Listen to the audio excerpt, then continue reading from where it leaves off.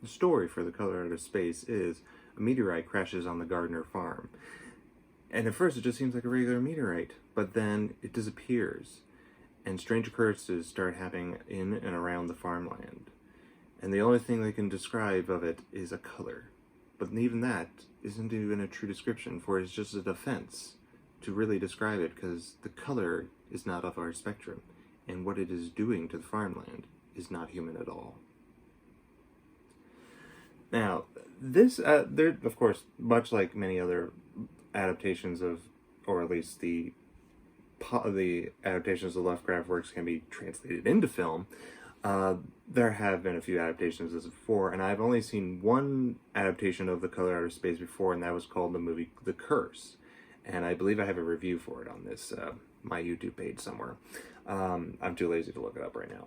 But if I were to compare the two, I think this version is a lot better than the adaptation of The Curse. Not because it's a little closer to the story. In fact, it's barely close to the story at all. It's very much updated to the modern times. But they also only did certain things from the story. But they kind of kept the spirit of the story. They've really much, it is very much cosmic horror. It is very, otherworldly and very horrific, and especially the things that happen on the farm. But also, you can really feel the mental strain throughout the whole thing, and that's always been Lovecraft's thing, is insanity. Although nobody goes driven insane, but they do get a mental shock, and the family you just see deteriorate mentally as well as physically. I mean, their physical ailments just get worse and worse and worse, and the even down to the last family member, their mental psyche is just so shredded by the end of the film. And so it keeps the spirit of everything that we love about Lovecraft, but it just updates everything with technology, everything, but also with visual effects as well. There are some practical effects, which I really do enjoy, but there are some, special effects with digital effects as well, particularly concerning the color, when the color actually does some weird things, particularly at the climax of the movie. But all of those were blended very well, and that color was very unique too. It is kind of like a off-color magenta. I'm not 100% certain on that. I only saw like a little interview with the director Richard Stanley on it, and he kind of described magenta a little bit. So I think it's kind of like an offshoot of that.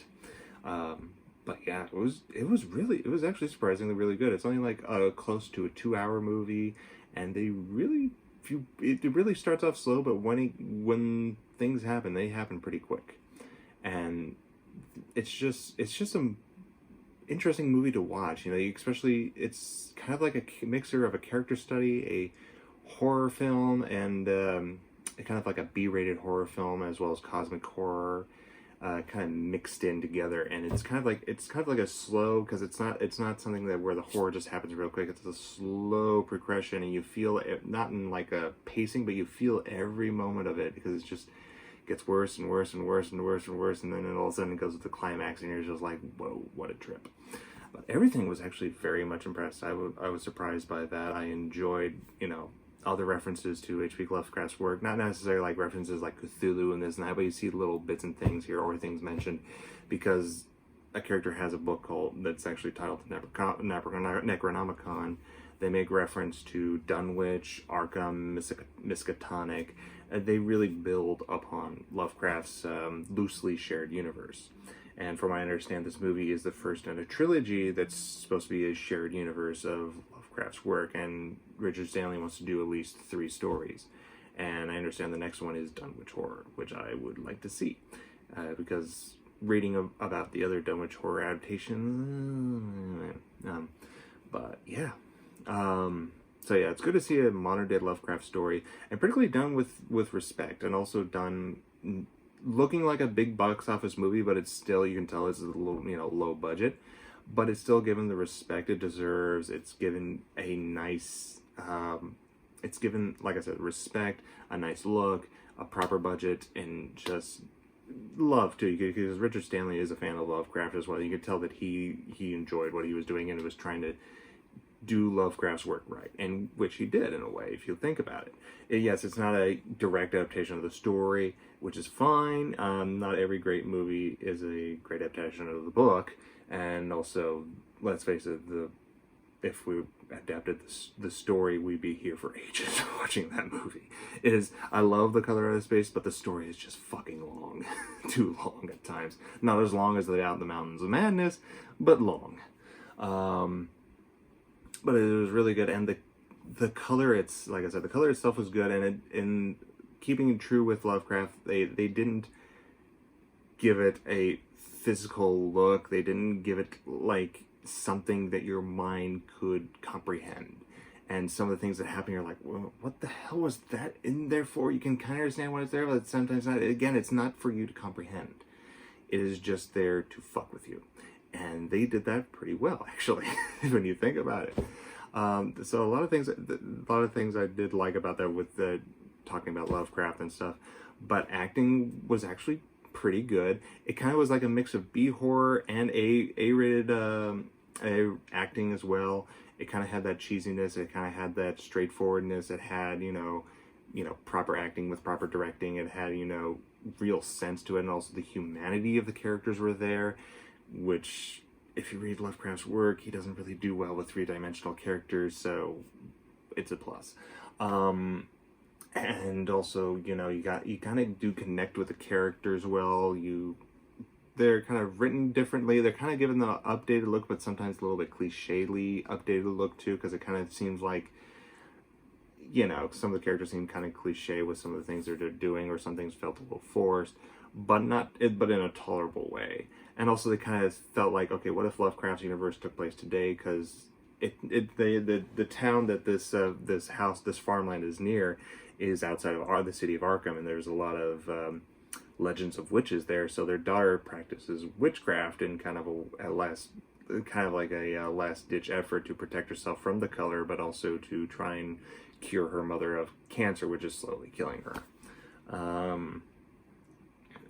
So, they kind of play on that, and that witchcraft part kind of felt, at first, felt kind of like, but then it kind of builds and redeems itself later on. You kind of feel like, okay, there is more reason to it being here. I just kind of wish it kind of had, like, a softer beginning, like it actually, like when they introduced the daughter that's practicing the witchcraft, I wish they kind of gave it more ground, because it didn't feel as grounded or realistic. With her being a practicing witch, it just kind of felt forced. But it like I said, it redeems itself along the way, and it kind of does better. But yeah, it was really good. Although animal maiming is kind of sad, but especially with the dog, you're like, oh, where did the dog have to go, and the cat. But yeah, it's good. Although Tommy Chong has a small part in this movie, and I kind of felt like his character was a little bit unnecessary. It was cool to see him in a movie, but it just kind of felt like his character just felt really unnecessary. It was like he was just a hippie that's just squatting on the land, and I just kind of felt like some of the stuff that his character was doing could have been translated to the surveyor's the surveyor's character. Because he's the one testing the water for the hydro plant that's supposed to be built in the area. I kind of felt like because he's researching the land and testing the waters and stuff, kind of felt like the stuff that Tommy Chong's character was talking about could have been just transported to him. Not make the researcher, the surveyor, a hippie, but just give him something more to do.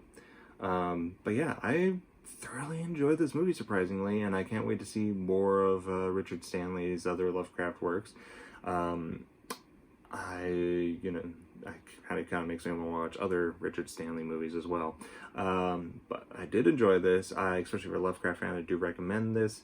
It's not a stealth Lovecraft film like other films beforehand, like Underwater, or I heard Lighthouse is kind of a stealth Lovecraft story as well. Or some other things.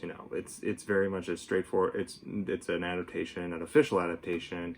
It's a start of something new, and hopefully after this, other filmmakers can In fact, even not only after this film, but the rest of this trilogy, the other filmmakers get inspired, like, hey, we can actually adapt Lovecraft. Let's actually try adapting more stories of Lovecraft and updated to the modern time, or just actually experiment and actually try and adapt the original cosmic horror that started it all. You never know.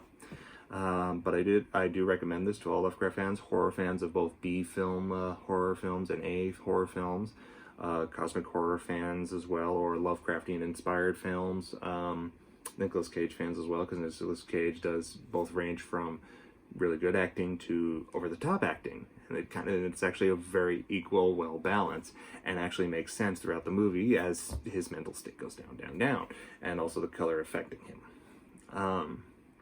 Monster effects were really cool. Gore was necessary. It just wasn't a splatterfest film. It was like the blood was only splayed when needed. And it was really good. I give this film 3 stars out of 5.